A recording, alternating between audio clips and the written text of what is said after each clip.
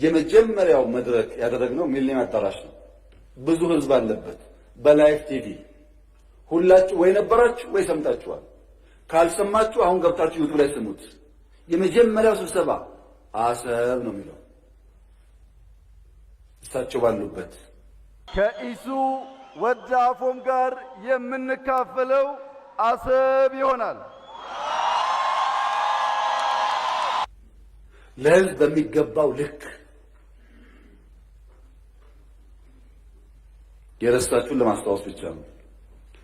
ኤርትራ ስመላለስ አስመራን ካየሁ በኋላ ከክቡር ፕሬዝዳንቱ ጋር አሰብ መሄድ ፈልጋለሁ ብዬ አሰብ ሄጄ ነበረ።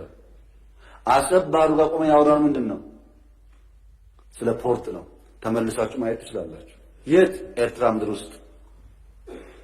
ሶስተኛ የመደመር ትውልድ መጽሐፍ ላይ በግልጽ ጂኦፖለቲክስን አስፍሬ የአሰብ ጉዳይ አስቀምጬ ለኤርትራ ባለስልጣናት በስጦታ ልኬላቸዋለሁ። ሚስጥር እኮ አለኝ፣ ያውቁታል። ለሁሉም ልኬላቸዋለሁ። አራተኛ እናንተ የምታውቁት የዛሬ 6 ዓመት 5 ዓመት ባህር ኃይል አቋቁመናል እና ምን እዚህ ውስጥ ነው አይኑ ባህር አቋቁመ ነው።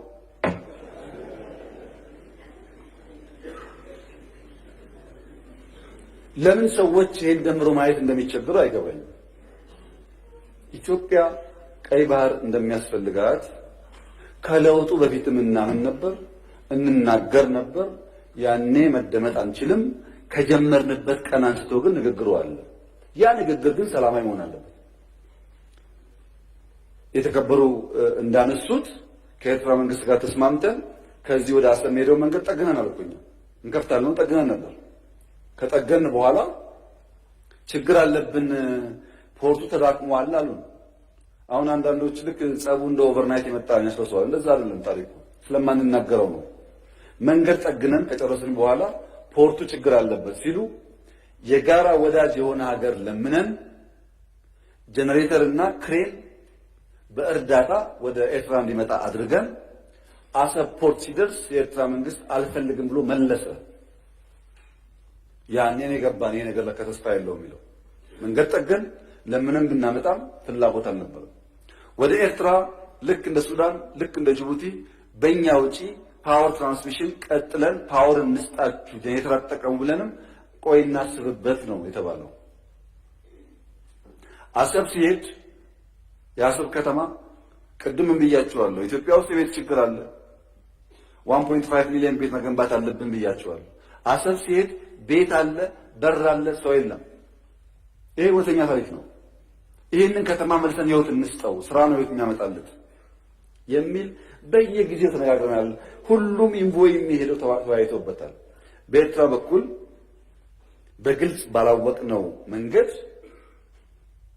ለዚያ ጉዳይ ምላሽ ለመስጠት ብዙ ዝግጁ አልነበሩ።